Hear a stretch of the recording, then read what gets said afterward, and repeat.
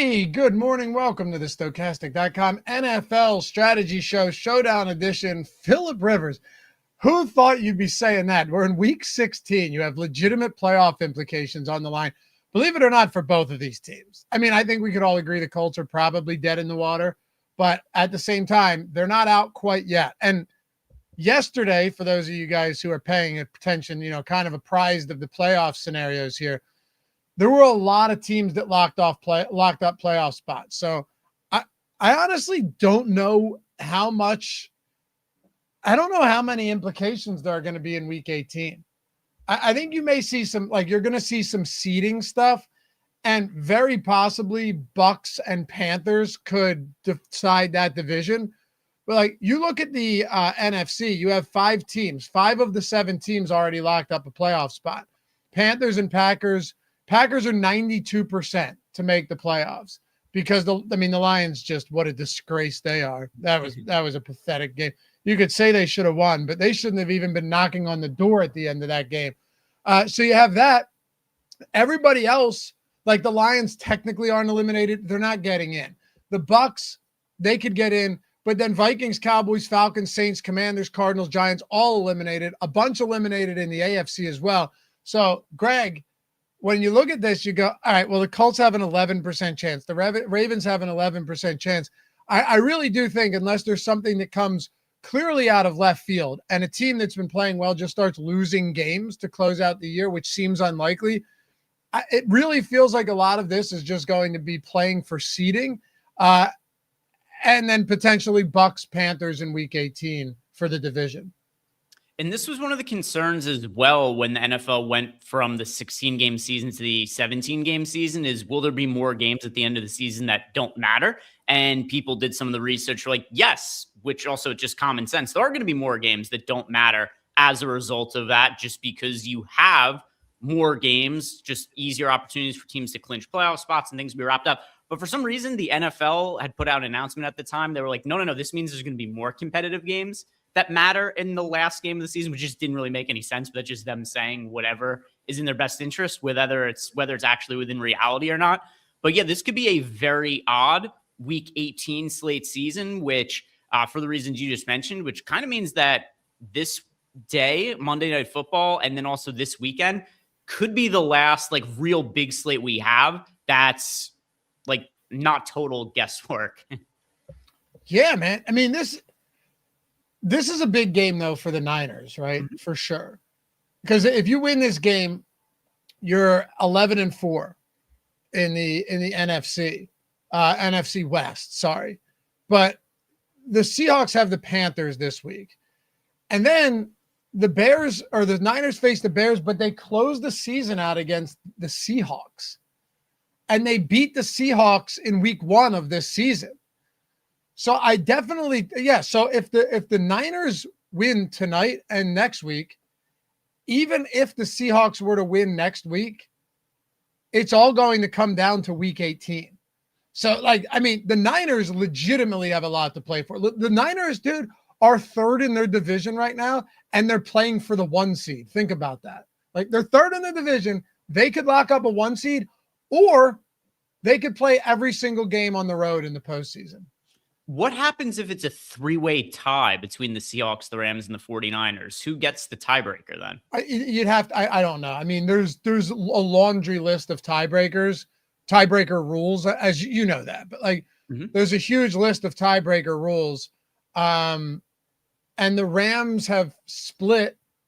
The Rams split with the Seahawks. That's a great question, though. Yeah, what happens if they all finish with an identical record? I mean, what I would know is that the Niners would hold the tiebreaker over the Seahawks. We already know that, because the only way they can get there realistically, the Seahawks could lose next week, but if they finish with the same record, the Niners, if they beat them twice, would have the tiebreaker.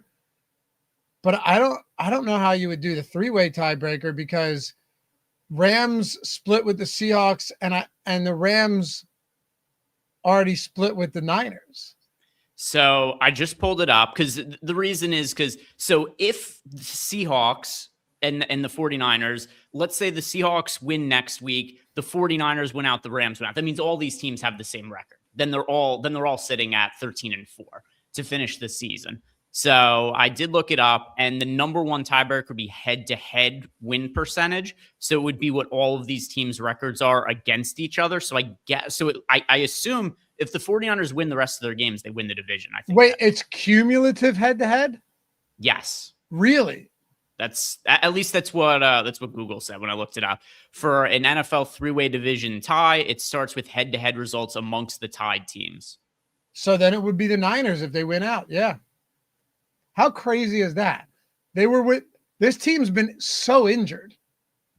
I mean, like they lost Bosa, they lost Fred Warner, they lost Brock Purdy forever, they lost Ricky Pearsall, they lost Kittle to the IR, Jawan Jennings missed, Brandon Ayuk didn't play a single game this year, and they're vying for the number one spot in a really tough conference. That's crazy. That's also why, to me, one of the most interesting races outside of just the standings is the coach of the year, because that could go in so many different directions too. And then you see people yesterday being like, well, how does Liam Cohen not end up winning? But then somebody else could say, well, how does Ben Johnson not end up winning? That Bears team sucked last year, and now look how good the Bears are this year and how good Caleb has played as of late. How much of that gets credited to Ben Johnson? But then somebody else could say, well, look at what Shanahan has done with the 49ers. This team has no business potentially winning the division with all the injury. They've had every single player other than Christian McCaffrey. He's the only guy who's stayed healthy for the team. Every other players. So like you could make really strong cases. Mike Vrabel, another one. You can make legitimately strong cases for so many guys to win coach of the year also. Absolutely. And honestly, if you and I were talking about this last month, Shane Steichen would have for sure been up there. Oh yeah, he's not even a consideration now. No, and it's not even his fault. Like it's not his fault. I think he's been dealt a pretty bad hand recently, and he's doing what he can with it. But yeah, the Packers, Jake, are trying to get to Cancun early. That was an embarrassingly bad loss, man. You can't hold a team to 6 points through the first like 58 minutes of the game, and then lose like that. But yeah, interesting games yesterday. The Raiders kept it close with Houston. The Browns, no surprise here, kept it close with the Bills. And, you know, the Lions somehow found the way to like that. That was one of the most shocking games where you're looking at it and you're going into the fourth quarter and Jahmyr Gibbs has 5 fantasy points. Fortunately, he finished with 20. Like he didn't get 20, I think it was even more. Was he in the winning lineup yesterday? I don't know. But I know that I had a pretty decent day. Nothing crazy, but I had a profitable day, which would not have been profitable if Jahmyr Gibbs did not have that fourth quarter, because I had him in specific lineups that were on the bubble, and I just needed to get there over the hump. And eventually he did. But yeah, what did he finish with? Like 15 rushing yards, 10 rushing? Seriously, I think he finished with like 13 rushing yards or something. Yeah, he just got a ton of PPR points. What was it? Like 22.6 was his final fantasy point score, which fine result, you know, like right around what his projection was. But he had, it was even worse. He had 7 carries for 2 rushing yards yesterday. Yeah, I said 13. I was off by 11. He way overestimated it. Way overestimated. Wow, he averaged less than half a yard per attempt. Yeah, 0.3 yards per carry for Jahmyr Gibbs. But yeah, just gets there with broken PPR value, 10 catches for 66 yards and a touchdown. Once they went down, Montgomery did not see the field again. That was the silver lining there. And Ashton Genty with a ridiculous game. A wild week. Hopefully you guys had a good one. Let's close out week 16 in a fun way. I'm really excited for this week in general because, you know, you guys could say whatever you want, and it makes no difference to me, although anyone who's watching this strategy show right now is probably on board. I really couldn't care. I don't care what the matchups are on Christmas Day as long as we have football, as long as we have DFS. Like, yeah, it sucks that Oladipo is going to be – I always called him Chris Oladokin, but it's because like preseason, but I think it's Oladipo.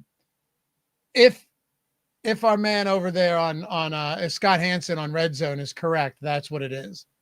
But But you have him. You have probably Josh Johnson on Christmas. Poor Netflix. Netflix probably pays a shit ton of money. I shouldn't say poor Netflix. Like, like they need my sympathy. But they would have had Broncos Chiefs, which in any other world, that game isn't Netflix though. That one's on Amazon Prime. That's right. You're right. Okay. Platforms. Yeah, poor Bezos. But like the games in general, man. And then you know what else? I think Packers Ravens on Christmas. No, we've got it's Cowboys Commanders, that's Netflix. Lions Vikings, that's Netflix. Oh, Lions Vikings. So you got another shitty quarterback there. You got Max Brosmer against the just recently eliminated Lions team. The Commanders Cowboys, neither of those teams are relevant at this point. And then you get on Prime, the nightcap, because that is still technically, Thursday night football. So I guess they're still going to call that the Thursday night football game on Amazon Prime. Oh, that makes sense. Yeah. So that one's going to be Broncos Chiefs. And then you've got the Chiefs down to, like you said, the third string quarterback there against a Denver team who is likely just going to make it extremely boring. I imagine the Chiefs are just not going to be able to score. Yeah. I mean, Gardner Minshew with the ACL tear. I can't imagine this goes well for him. They are 12.5-point home dogs. 12.5-point home dogs. Lions 6-point road favorites. Oh yeah, no McCarthy either. Yeah. It's gonna be Brosmer against that was what I was saying before. It's not just that it's Max. No, Brosmer. right. I know. I missed that. At least if the Lions ended up winning on Sunday, the Lions would be playing for a playoff spot. But in reality, it's just Max Brosmer against a dead team that has a lot of talent that is just massively underwhelming. Yo, this is brutal. But so, all right, I'm sorry, guys. We're gonna get into the Monday game, but I can't. I have a problem. It's like Greg spending an entire show on ChatGPT asking about the win. You got to know some of these things. You get obsessed with the details sometimes. You find them interesting, and then you got to uncover more. Yeah. I know. I can't believe nobody blew away. But so you're going to have a massively chalky Dak Prescott. Like there's no way Dak Prescott against Washington is not insane chalk in that game. Because McCarthy would have actually gotten some ownership, I think, against that Detroit team. Their defense looks like garbage. Jared Goff will probably get some ownership for sure. And then, Bo Nix, but it's still not the best matchup for Bo Nix, even though the Titans went out there and carved them up yesterday. Maybe Bo Nix is the pivot there, just given that, did the Chiefs already have one foot out the door? It certainly seems that way. Sure. I mean, I don't know if you saw what Travis Kelce said about Patrick Mahomes, but he's like, this is a really big loss for the Chiefs. Like, he disassociated himself from the team, clearly, to me, indicating, at least, I don't know if he meant it to read that way or if it was just how he stated it, but I was thinking about the mentality. I'm like, oh, Travis Kelce is retiring in the offseason. Because how many times when you'd hear Travis Kelce talk about the Chiefs, it's us. But instead, it's Patrick Mahomes got this injury. Like, boy, this is bad news for the Chiefs. It's like, oh, boy, it's like a separate entity from him. So to your point, yes, I do absolutely think he's 1 foot in the door, 1 foot out the door. Yeah, it feels like that. I'm aware. Who was it? Mr. R. Klein. Lions can still pass Green Bay if the Packers lose out and Lions win for 5. Yeah, I know, but it just, with the way they're playing right now, seems unlikely. They have like a 10% chance of making it or something.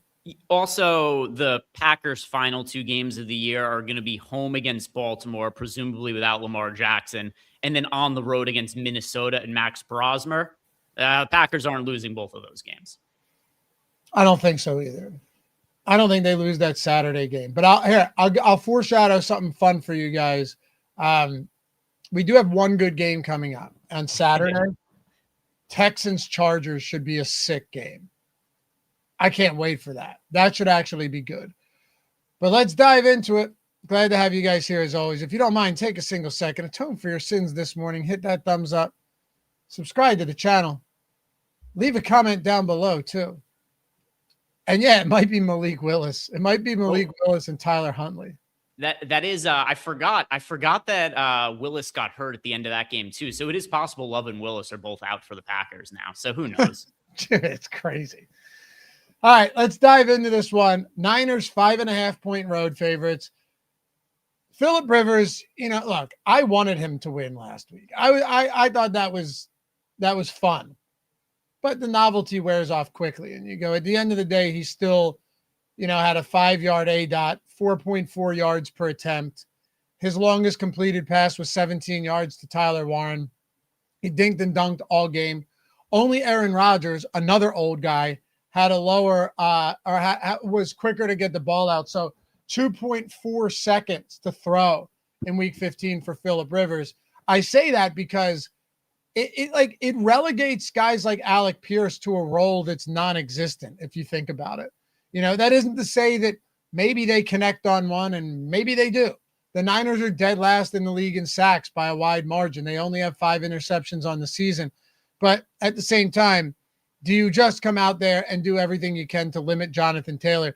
I think it's a tough game with all these passing options or receiving options in Indy.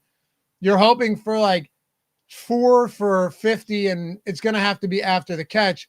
And Jonathan Taylor, dude, he has a 23.5 rushing attempt prop in a game where they're almost touchdown dogs. It's just remarkable to me that this guy is they don't really have an alternative though, do they?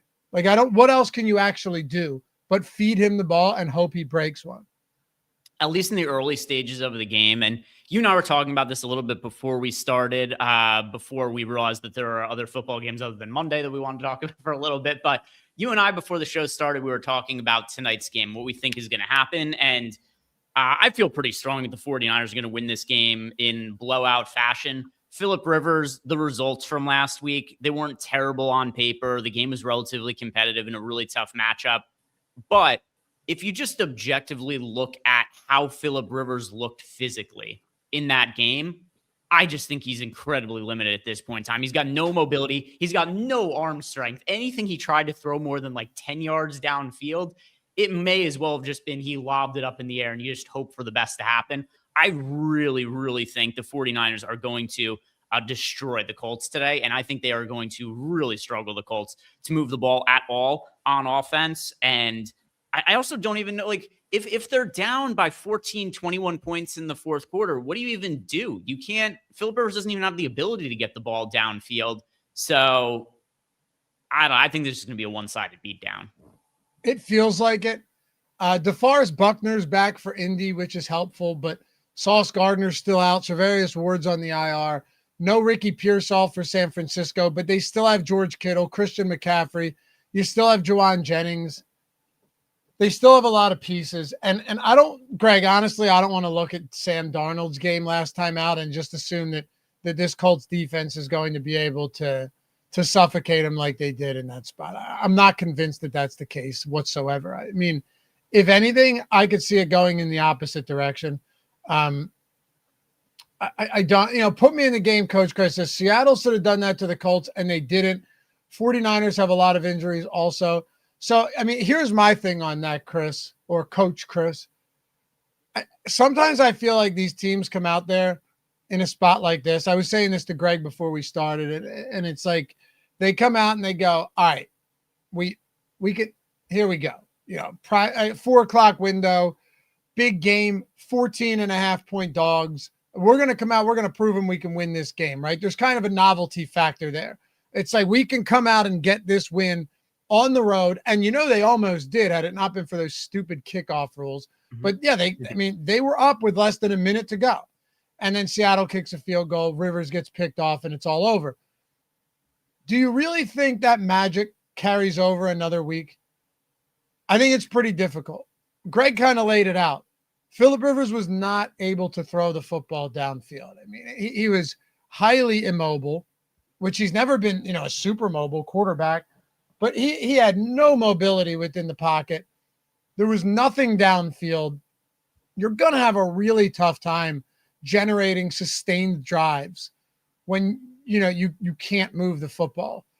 It really does feel like your only hope here is Jonathan Taylor. He has, look, if nothing else, Jonathan Taylor has massive props today. Massive. I think it would surprise some of you to see that, he's at 97.5 rushing yards, and rushing plus receiving, he's at 124.5. He's 18 above Christian McCaffrey for this game, despite the fact that they're significant dogs. And 23.5 rushing attempts prop is really one where I'm leaning under there. Now, that doesn't make a difference for DFS. I think he's still insanely viable by process of elimination, but I don't know how you sustain drives unless they just find some serious magic with Jonathan Taylor, even though the 49ers clearly know it's coming. Yeah. And also, you look back on last week, and sure, the game wasn't a blowout, but the game wasn't a blowout because there was some back and forth high scoring. The Seahawks just simply weren't able to put points up. Exactly. I don't think there's any scenario, at least I could end up being wrong on this. That won't be the first time. It'll be far from the last time also. I just looked at what that Colts offense was and how Phillip Rivers looked. I find it so hard to believe that they're putting any kind of meaningful amount of points up on the board. I cannot believe the total for this game is 46.5 points. It's surprising to me. I would have thought 41.5. Is there an expectation here that the Colts score points? I guess there is. There has to be. The spread is less than a touchdown. It's a 46.5 point game here. So yeah, the expectation, at least per the books, is that the Colts are going to score somewhere around 20 points, which I just don't agree with. The Colts have a 20-point implied total. Yeah. They're scoring 3 touchdowns today, or they're putting up 2 touchdowns and 2 field goals. They have to have 3 or 4 scoring drives. It's obviously nothing's impossible, but from what I saw last week, it seems so unlikely. I agree with you. I'm a little worried that we're so much in line on this that maybe we're just seeing it wrong. I don't know. I'll post it to Tails after this is over, but just based on our conversation just now, I built out a same game parlay and used my boost bet for FanDuel, kind of built on some of the things that we're talking about. But yeah, I think the 49ers should cover the spread and the game should hit the under. I feel similarly, honestly. Against underwhelming offenses, the Niners defense has not been bad. And you could say last week against Tennessee, but Tennessee got in and they lost by 13, but they scored late. Again, a lot of the Tennessee scoring you saw against Seattle and against San Francisco was just late points, meaningless points. Let them drive downfield. San Francisco held Cleveland to 8. They held the Panthers to 9 the week before that. So whoever it was in chat that said they can't stop anyone, honestly, they've done a pretty decent job of stopping bad offenses. And as good as Jonathan Taylor is, it doesn't always translate. So from a DFS perspective, I still don't think there's any way around getting to Jonathan Taylor. Just on volume alone, he's really the only reliable piece they have. I wouldn't be surprised if he underwhelms today, but yeah, let's hold on. Let me see this. What was it? Yep, you guys are definitely seeing it wrong. Colts need a couple practices. Rivers will throw for 250 and the Colts will win. All right. Well, all right. But you got to tell me why. Because if Rivers throws for 250, it's going to have to be yards after the catch.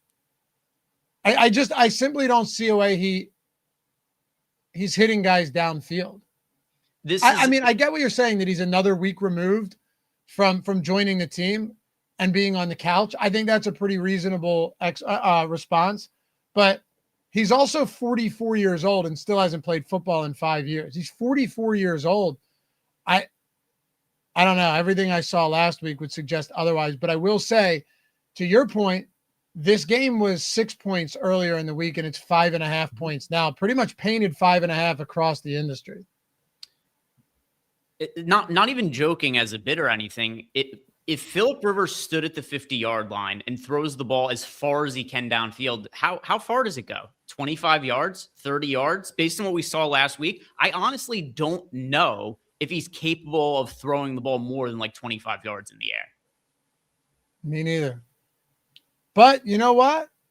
A lot of people in chat like the Colts today. So, all right. Hey, if you like the Colts, if you think Rivers is going to throw for 250 and they win, there's going to be some phenomenal opportunities in the betting market for you, because I'm pretty sure his passing prop is like 153.5 right now. It is 157.5. So not quite, so super low, not as low as 153, but I mean, we're looking at Justin Fields passing prop numbers, but without the ability to run. Like these are what Fields props were before he got hurt. Yeah, pretty much. And Brands, they have good weapons outside of Taylor. Yeah, I mean, so do the Vikings. And if you put Max Brosmer in there, it doesn't really matter who your weapons are, right? You put Chris Oladokun in there, it doesn't matter who you have. It wouldn't have mattered if Rashee Rice was in that game. Really, the only thing that matters is Phillip Rivers. See, like, there you go, Muhammad. I think this game is a shootout. Wow. All right. Okay. Do we have, I haven't looked at the demographics of our YouTube channel. Is it like 60% of people from Indianapolis or something? Is that what's going on here? I don't know, man. Because if it was an Eagles game and it was Phillip Rivers, and it was 60% Eagles fans, it would all just be like negative comments, including myself. It's a little different though, because it's the Midwest is optimistic. Yeah, they're more optimistic people than the Northeast. Yeah, you're right. But look how much we're getting to of Jonathan Taylor right now. Our flex. Yeah. Jonathan Taylor showing up in more than half of our lineups in the flex spot. In the captain spot, he's in 31% of lineups. He's also super popular, pulling 24% projected ownership. The ownership is so concentrated in the captain spot. You've got a quarter of the field is playing Jonathan Taylor, a quarter of the field is playing Christian McCaffrey, and then Kittle is 16% owned. So you've got 2/3 of the field are playing Taylor, Kittle, or McCaffrey in the multiplier spot. Wow. Give me the 49ers defense at 1% ownership. The other, yeah, right. Mr. What's up, Blue? If that's the story, Downs a solid play today based on, I agree that Josh Downs actually looks pretty good. He's the type of guy that they want to get work after the catch. Somebody like Alec Pierce, I think, is a tough guy to get to. He has a 20.5 yard receiving prop, which is not great. But I mean, I'll throw this out to you guys so you can see it for yourself. This is pretty alarming, right? So if you look at the receiving yard props, you have Kittle at 67, 66.5, Jennings in the 50s, McCaffrey in the 40s. Here you go. You ready? Tyler Warren at 36.5 or 35.5. Pittman at 31, Downs at 26, Taylor at 19 or 20, Pierce at 20. So all of these guys are really low. I mean, the highest receiving yard prop for anybody in Indianapolis is 36.5 on FanDuel for Tyler Warren. So, I don't want to ignore that. They're very low props when you have a quarterback with a 157.5 passing yards prop. I do something funny about this because I have it pulled up. As we're talking, the props are all going up on Phillip Rivers and the Colts pass catchers. Like I'm watching it move on the FanDuel app on my phone as we're talking about it because I had it up. So while we're talking about it, I saw his passing yard prop go from 157.5 to 158.5 to 159.5, and now it's at 160.5. Like I'm watching it go up in real time as people are telling us the game is going to shoot out, and they disagree with us, saying that this is going to be a cakewalk game for the 49ers. Wow. Okay. All right. So what's it at now? 160.5. Like I'm over the course of the last 3 minutes, or whatever it's been since I've looked it up, I watched it go up every minute. Phillip Rivers passing yard prop by 1 yard. That's crazy. Well, all right. So it's everybody in the chat then. Could be. Jonathan Taylor at captain is a monster number. I'm genuinely surprised, and maybe you see it differently than I do. Like I'm surprised we're getting more of him than Christian McCaffrey today. But the more I look at these props on these guys, Jonathan Taylor at 120, Greg, 100 and what did I say, 24 and a half rushing plus receiving. That is a truly massive number. Like, that's a huge number. He's almost 20 yards north of Christian McCaffrey. So maybe we are just missing something. Maybe. I don't really care in terms of how I'm evaluating the game. So like, I'm still going to bet the way that I'm betting this game today, thinking that the 49ers should win by at least a touchdown. And I think this could be a little bit lower scoring than what the books and what everybody else in chat thinks.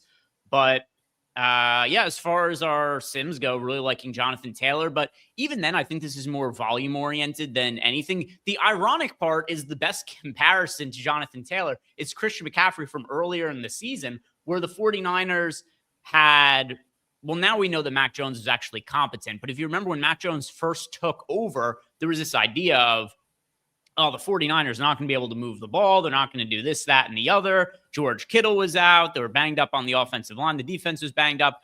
And what ended up happening is Christian McCaffrey was having good fantasy games. He was averaging like 3 yards per carry, but he was getting like 10 targets and 20 rush attempts per game. I guess to me, the biggest question with Jonathan Taylor, there is a point to everything I'm saying here, is can he have the workload that Christian McCaffrey had earlier on in the season? Or is it going to be Amir Abdullah who gets a bunch of passing game work? Because if Abdullah gets the majority of the passing game work, then I think it's really hard to justify playing Taylor as much as we currently are and relative to what his ownership is.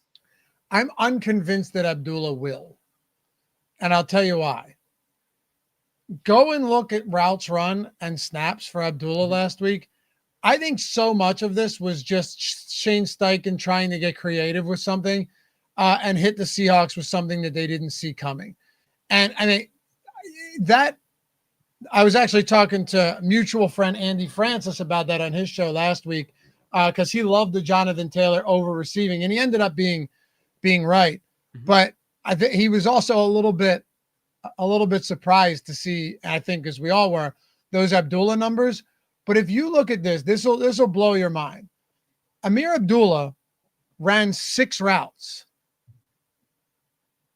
He had 5 targets on 6 routes. That's ridiculous.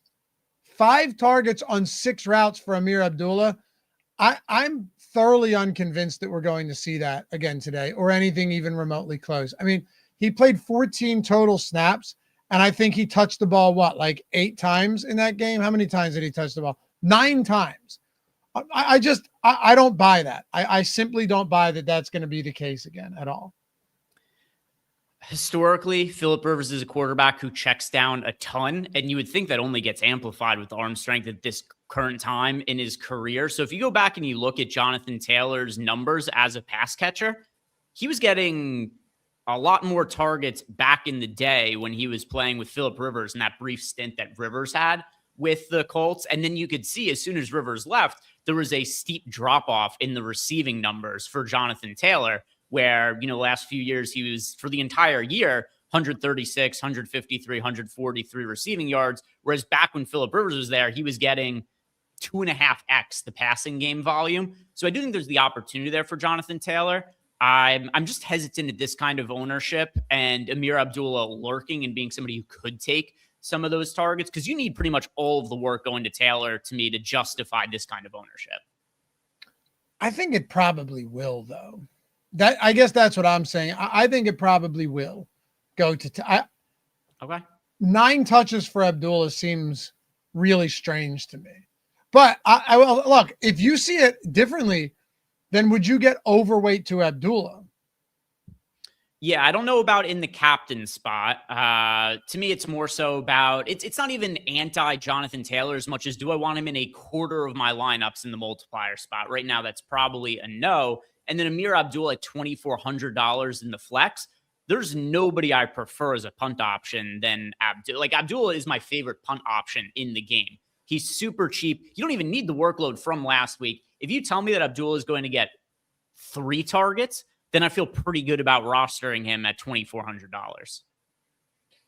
I just started a poll. Who wins tonight, 49ers or Colts? I need to put an end to this to see where we're at in chat.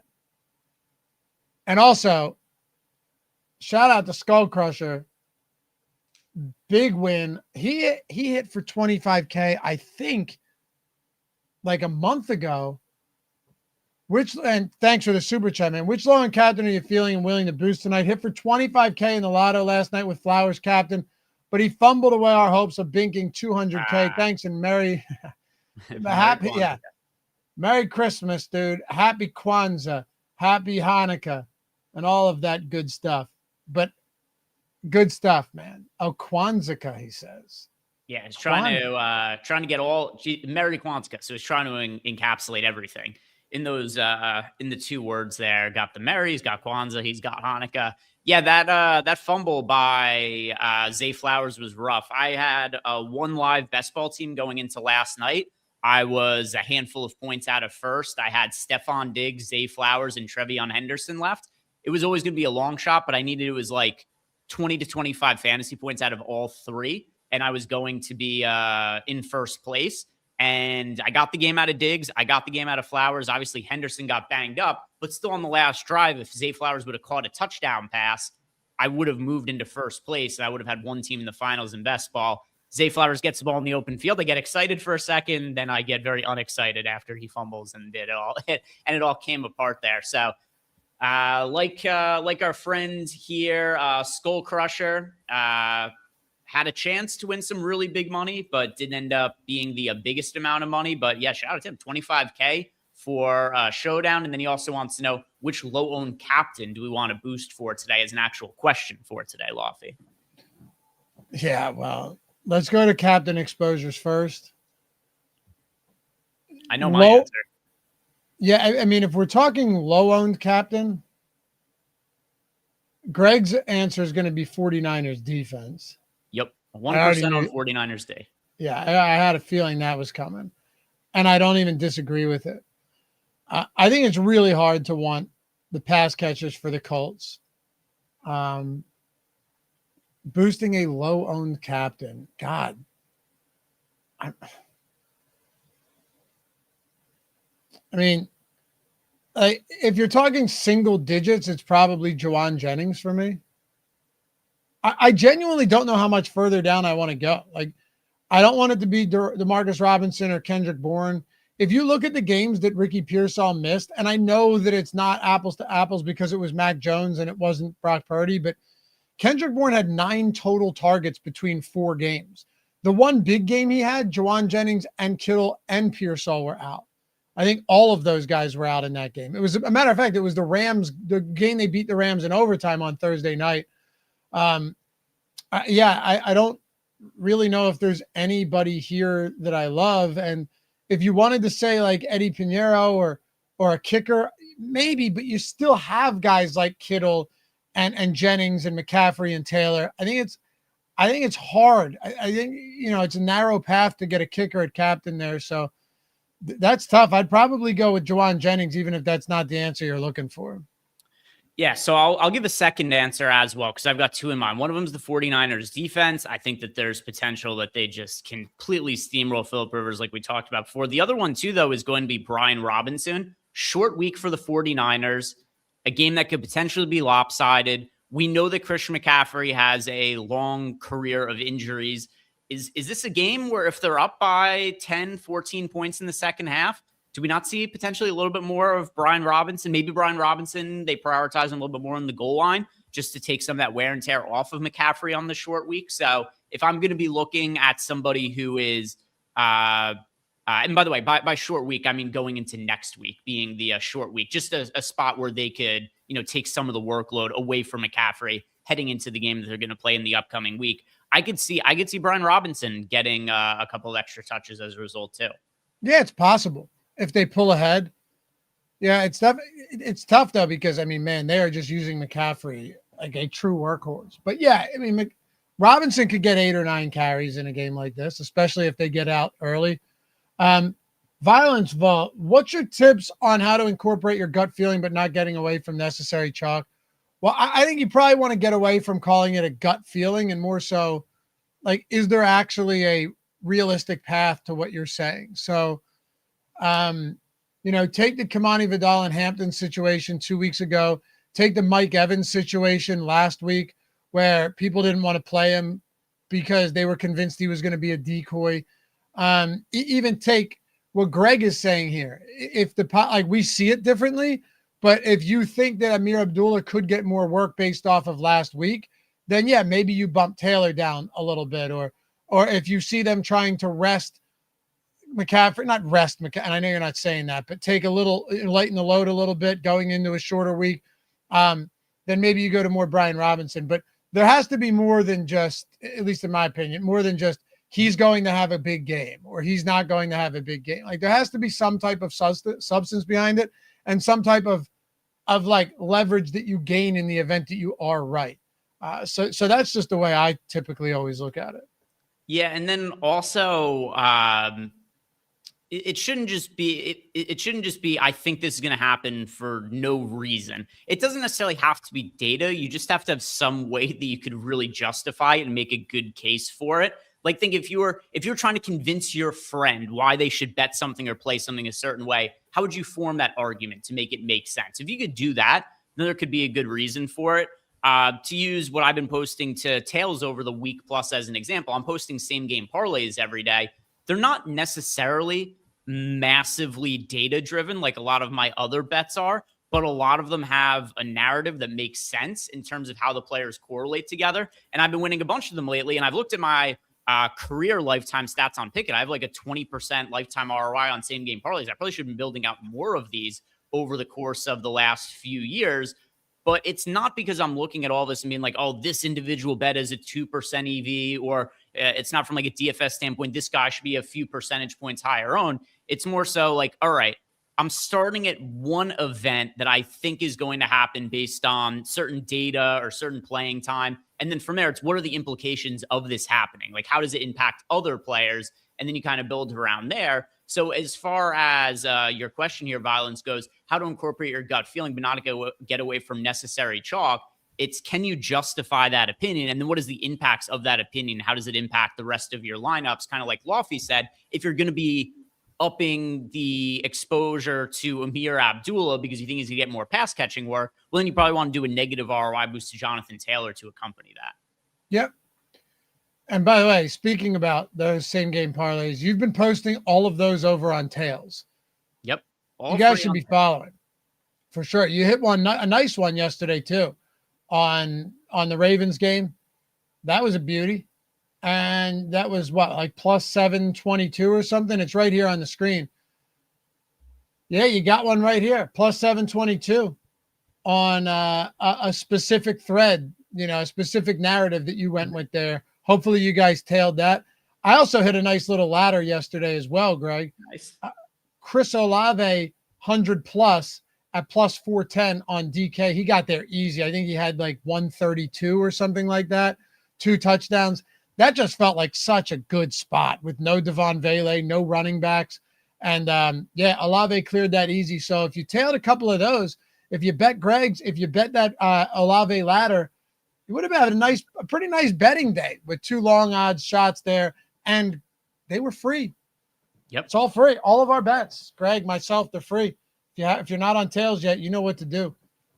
Use that link down below. Download the app, turn on notifications. Whenever Lawfare I post bets, it'll get sent to your phone. You can get the best odds before they move. And most importantly, like we said before, it's free. And if you guys have been enjoying the app, let's say you win a bet that Lawfy posts, you win a bet that I post or something like that, we're not charging you anything. The only thing we ask in return is just leave us a nice 5-star review. And if you want to be really kind and take 2 minutes to write up a couple sentences, then in addition to the 5-star rating, you could also write a couple of sentences. These are things that are going to help us grow the app, because when you guys give it positive ratings and reviews, then as a result, this signifies to the Apple Store, the Google Play Store, wherever it is that you're getting your apps, that, oh, this is an app that people like, therefore they recommend it to other people. So long story short, if you're enjoying the experience, just take 30 seconds, a minute out of your day to give us a nice rating and review. And that goes a long way to helping keep our content free and letting us keep expanding it. Yeah, man. And I told you guys yesterday, if you watch live before lock, we're trying to get to 1,000 ratings over on the Tails app in the App Store by the end of the year. We're at 842. So we need 158 people to help us out, rally the troops. Tell your wife, hey, you're not busy. Can you go rate the Tails app? But no, in all seriousness, appreciate you guys. And hopefully you're enjoying it, because yesterday was pretty fun with a couple of those big wins. And hopefully you're following other people on there too, aside from just Greg and myself. There's some great accounts out there. Some really good guys that have VIP packages, but free content as well. And they post every single day for more than just one sport. So check it out if you haven't yet. You know where to find it. Link is in the description. All right. How are you handling the wide receiver or the pass catchers for the Colts? Because let me just say this much real quick.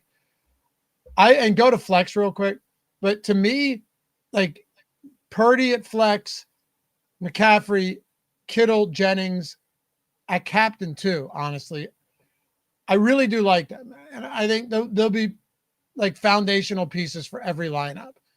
They really don't use a lot of Demarcus Robinson. They're not using a lot of Kendrick Bourne. Do you get a little bit of those guys on a showdown slate? Of course you do. They're not overly expensive.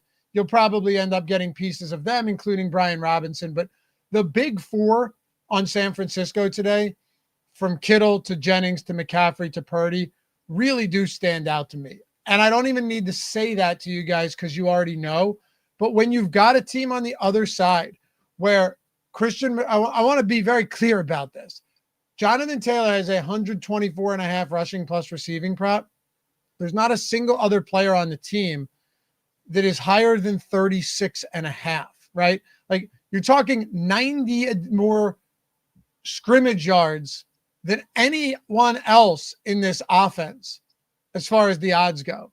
You really don't ever see something like that. It's a really unique situation in Indy today. Yeah, it's so tough. You asked me what I like about the pass catchers. The reality is I don't feel good about any of them. You look at the 49ers side of the game, just based on the game script you and I laid out, I don't know how much the 49ers are going to have to, or maybe even want to throw the football, just from a standpoint of one of the reasons that the Colts were able to keep the game close last week was because they got themselves into some situations where they had advantageous field goal position, or they started in good field position.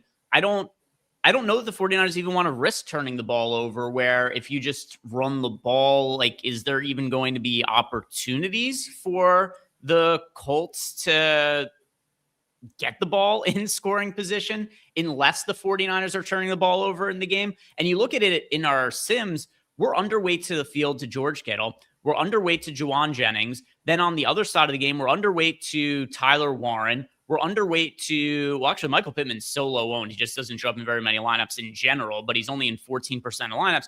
We're underweight to almost every single pass catcher in this game. So I don't feel great about the pass catchers. The sims are also getting us underweight to pretty much all the pass catchers in the game.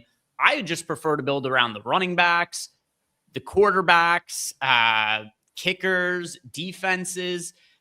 I'm not all that interested in getting a ton of exposure to a lot of the pass catchers. If I have to roster some, I'll look at some of the guys who are pulling less ownership for cheap, or maybe like Amir Abdullah, if he counts as a pass catcher.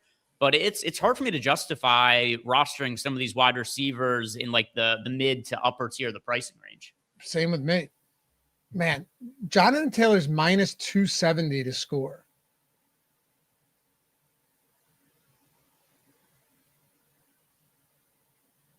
I mean, the books are projecting the Colts to put about 3 touchdowns up on the board. If it's not Jonathan Taylor scoring them, it's like, who would they expect to score? I just disagree. You know what I'm going to do right now, actually? I'm going to play the other side of it. I'm going to list on Kalshi Jonathan Taylor to not score a touchdown. I bet I could get crazy odds on that. I'm just going to bet Jonathan Taylor to not score a touchdown. Do it. What are you going to list it at? I'll see what's available. But I don't know. Maybe I could get like plus 300 or something like that. Yeah, that'd be nice. For sure. You know what else I was looking at too? Phillip Rivers is minus 210 to throw a touchdown. I might take the other side of that too. That's what I'm saying. Especially on exchanges, you could bet the other side of this. Yeah, you can bet the other, touchdown, but you can bet the no or the under half a touchdown on Rivers anywhere too. So if you're not on exchanges, that's, you could grab that wherever you want. This is kind of a weird game, though, isn't it? To say the least, yeah, it's a very odd game. Do you want Rivers at the flex, or do you just not want Rivers at all? Like I'm sure he'll show up in some lineups. What do we have him coming in? In general, the answer is kind of no. I just think his upside is so limited. We've got when's the last time you saw? I guess the case for him would be he's projected for 12% ownership right now. When's the last time you saw a quarterback projected for 12% ownership? So at that kind of, if the ownership is to stay the same, then sure, I'll play a quarterback in Showdown at 12% ownership. If I'm playing one lineup, though, Rivers isn't going to be in it at $8,800 when he has zero rushing upside and his passing yard prop is currently sitting at 160.5. Although at the rate it's going on, maybe like 250, like some people in chat were saying earlier by the time that the game kicks off. That's crazy. D-Jax, thanks for the super chat, man. Niners fan here, just started the show. Niners have the tiebreaker, all NFC teams. Yeah, we figured that out along the way based on the cumulative head-to-head there. Clayton, betting market points against the assumption that this is a 49ers walkover. I completely agree with that. I don't know if I agree with the betting market, but I totally agree with you that the betting market suggests this is not a game where the 49ers walk all over the Colts. Actually, it's not even that I agree, Greg. It's just, it's a fact, right? Like you mentioned it earlier, that the Colts are basically projected to score around 3 touchdowns. Like it just seems high to me. I don't really know how they're, unless, there's always, watch now. It'll be like they have a kick return touchdown, a punt return touchdown. That's always the tough for a part. touchdown and have 90 yards of total offense. Yeah. Or just like, that's the thing about football is a defender somehow trips over his own 2 feet and then Pittman runs one in from 60 yards out on what should have been an incomplete pass. So, it's kind of tough there. Are there any real discounts that are popping up in the tools for us? Are there any super cheap plays here that we're getting to? On the low end, some guys being mixed and matched, but none of them showing up in a meaningful amount. But like Jordan Watkins, Laquan Treadwell, Tyler Goodson, Drew Ogletree, these guys are all showing up in 2 to 3% of lineups. I'm not going to lie to you guys. I don't have a massive opinion on any of these players. If you're just filtering through these guys, playing a handful of lineups in order to enable you to get more lineups with McCaffrey and Taylor together, I think it's a reasonable way to go about it. I don't have, as far as sub 1,000 guys go, nobody who I have all that much of a take on. The couple of guys that I am most interested in for cheap that are marginally more expensive, Amir Abdullah for $2,400 at 16% ownership. I think he's got a little bit of passing game upside. And then Brian Robinson, 18% owned at $3K for some of the reasons I mentioned before. This is going to be a short week for the 49ers. And if this is a game where they're up by 10, 14 points in the fourth quarter, then maybe we see a little bit more work going to Brian Robinson. So Brian Robinson, as well as Amir Abdullah, those are the 2 guys who I think I can make the best case for on the cheap end. There are a couple guys down there that are just tough to get to. Alec Pierce, who knows? Maybe Alec Pierce gets an opportunity. Jake Tungus, 2,800. That's tough. I don't know, man, but that Pierce price point is really difficult. Like, I'd rather just get to Josh Downs or Tyler Warren. You look at how the price points are grouped between these guys. That's another thing. Pittman 74, Pierce is 7K, Warren 66, Josh Downs is 56. To me, given that Rivers can't really throw, or at least we assume he can't throw downfield, Josh Downs just looks the best to me of those guys because I don't know how much different all of them are. Like Downs and Warren being the 2 cheapest of the group look the best. Now, if you're factoring ownership into this and you're saying, well, maybe you just pay a little bit more for, like, where's the ownership? This would be a good way to end this. Where's the ownership at on the pass catchers for the Colts? Sure. So pass catchers for the Colts, it's generally pretty low. Alec Pierce is 7% owned, which is insane for a guy who for a lot of the year has basically been their number 1 wide receiver, but he's so dependent on the big plays downfield. I don't even think that's possible for Phillip Rivers, like we went over before. So 7% owned Alec Pierce. Michael Pittman's 14% owned at $7,400. Then you've got Tyler Warren. Tyler Warren's the chalk. He's 28% owned at $6,600. And then Josh Downs is 15% owned at $5,600. I mean, like Downs and Pittman, I'd almost prefer, just given that ownership. I don't see a noticeable difference between Downs, Pittman, and Warren in this offense. And last week would suggest the same thing. You look at last week and you go, all right, well, what were the opportunities like? Well, Pierce played every single snap, which is crazy, but it kind of doesn't matter. But if you look at routes run in that game, 28 for Pittman, 25 for Downs, 27 for Warren, 28 for Pierce. They were all at 25 to 28. Downs had 4 targets. Warren had 6. Taylor had 4. Pittman had 5. Abdullah had 5. Pierce had 1. Yeah. Somebody in chat asked about Alec Pierce's air yards. So Alec Pierce this year has 1,292 air yards. That leads the Colts. And that's towards the top of the entire NFL, even though he's missed a couple of games. So I would have to break this down by air yards per game. But Alec Pierce is top 8 or so in the league in air yards per game. Yeah. Yeah, because that's the way he plays. He's gonna he's gonna have some yards so yards after the catch. Yeah, not good. 147, 3.8 yards after the average yards after the catch. So that's behind Warren. Pittman's pretty similar. Josh Downs is pretty similar, but those guys also don't get nearly as many air yards. Like if you here's a better way to look at it. Pierce's ADOT is 18.5 this year. Downs is 6.7, Pittman's 7.7, and Warren's 5.5. Jenna Sandy in chat said, do we really know Rivers can't throw downfield? I mean, it's only been one game. I mean, his arm isn't broken. Per Phillip Rivers' own admission, he cannot throw the ball downfield. And not only that, he couldn't, in his prime, he couldn't really do it. He was able to work around it, but now he's even older and has less arm strength. But he said himself, he's not going to be able to throw the ball 40, 50 yards in the air. He said that himself. He doesn't have that capability. He literally said, we just plan on running the ball a lot. So they're not hiding anything.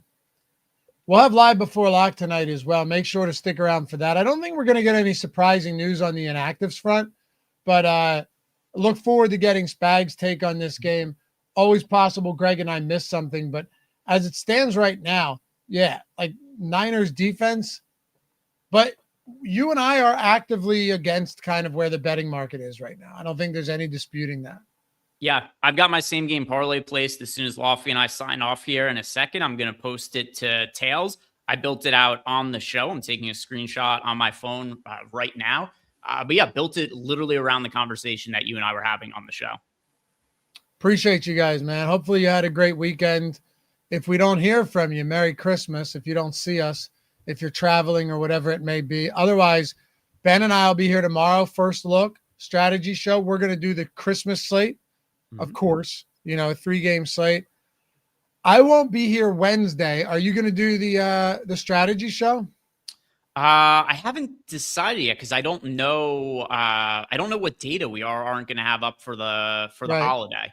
But I don't even know what my personal plans are. So I will say it's up in the air. I might take it off the schedule, might leave it on. At the very least, I am going to be here Thursday. We've got 2 shows planned for Thursday. Josh and I are doing the NBA show in the morning, and then it's Eric and Eric. Eric Lindquist and EMAC are going to be doing the NFL show right after us. So we are definitely going to be having content on Thursday on Christmas. I'm just not totally sure what we're going to have up for Christmas Eve. All right. And we'll have the first look tomorrow too. Mm-hmm. So we won't have data, but for those of you who already have the tools, you know exactly what to do. And if you don't have the tools, link in the description. Check them out. You can do a week, a month, core, all access, max, whatever it may be. It really has been an insane year this year for Stokastic subs. And the hits keep coming, man. Like the amount of 6-figure wins the 3 or 4 milli wins in a calendar year seems crazy, given that there's such a low amount of those. Just going back, there's a 200K right there from November. Deepak with the milli in mid-November as well. Really awesome year, man. So let's see if we can keep this one rolling into Monday night, into Christmas, into Saturday. And I always say, if you ever want to check out a weekly sub, like if you did it today, you have Monday night, you have 3 games on Thursday, including the showdowns. You have a doubleheader on Saturday. You have all of Sunday plus Sunday night football and Monday night football.